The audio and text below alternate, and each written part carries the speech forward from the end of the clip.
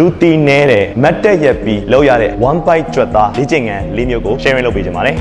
အားလုံးမင်္ဂလာပါ level up တပိုင်းနဲ့ကြိုဆိုပါတယ်ကျွန်တော်ကတော့ group fitness coach တပိုင်းဖြစ်ပါတယ်လက်ရှိ online ကနေလူပေါင်းများစွာကိုပျော်ရွှင်စွာကျန်းမာလှပအောင်ကူညီပေးနေတဲ့ fitness trainer တယောက်ပါဒီနေ့ကတော့လူတီလဲနေတဲ့ကျွန်တော်ပုံမှန်လှည့်ပြီးအိပ်ပြီးတော့လောက်ရတဲ့ one bite ကြွက်သားလေ့ကျင့်ခန်းမဟုတ်ဘူးမတ်တက်ရက်ပြီးတော့လောက်ရတဲ့လေ့ကျင့်ခန်း၄မျိုးကိုကျွန်တော် sharing လုပ်ပေးပါဖြစ်ပါတယ်ဆိုတော့ exercise number 1ကတော့ကျွန်တော်တို့ခြေထောက်ကိုချဲမယ်ရှေ့တက်ကြည့်မယ်လက်ကခေါင်းမှာချိတ်ထားမယ်ရှေ့တက်ကြည့်မယ်ပြီးရင်ကျွန်တော်တို့ညာဒူးဘယ်တောင်ထိမယ်ပြီးရင်ခြေထောက်ချိတ်ပြန်ချမယ်ပြီးရင်ဘယ်ဒူးညာတောင်ထိမယ်ဆိုတော့ဒူးကောင်းမြောက်တဲ့အချိန်တိုင်းမှာကျွန်တော်တို့ bite ကြွက်သားကိုသေချာညှစ်ပြီးတော့မှဒူးကောင်းကိုဆွဲတင်မှာပြီးရင်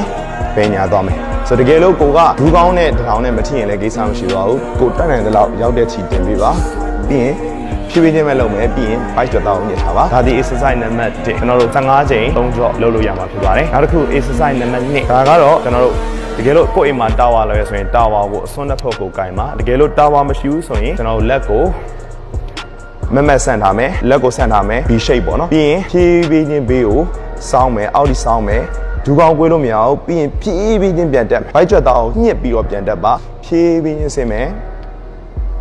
ဖြည်းဖြည်းချင်းပြန်တက်မှာဖြစ်ပါတယ် bite ကြွက်သားကိုတေချာညှစ်ပြီးတက်ပါအဓိကရေးကြည့်တာကတထောင်လုံးအဆန့်ထားမယ် bite ကြွက်သားညှစ်ထားမယ်ဒူးကောင်းကွေးလို့မရဘူးဖြည်းဖြည်းချင်းခန္ဓာကိုယ်စောင်းမယ်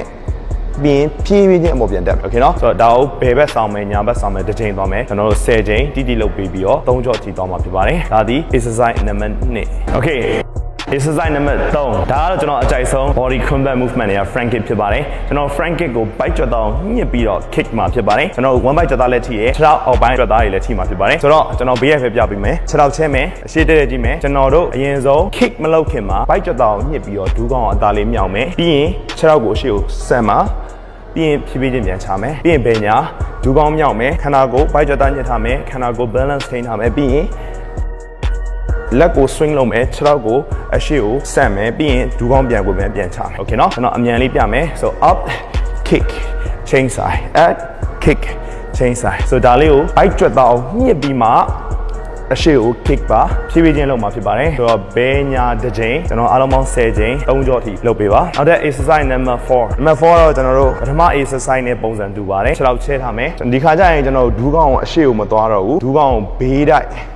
ညှစ်မယ်ဖြည်းဖြည်းချင်းပြန်ချမယ်ညှစ်မယ်ဖြည်းဖြည်းချင်းပြန်ချမယ်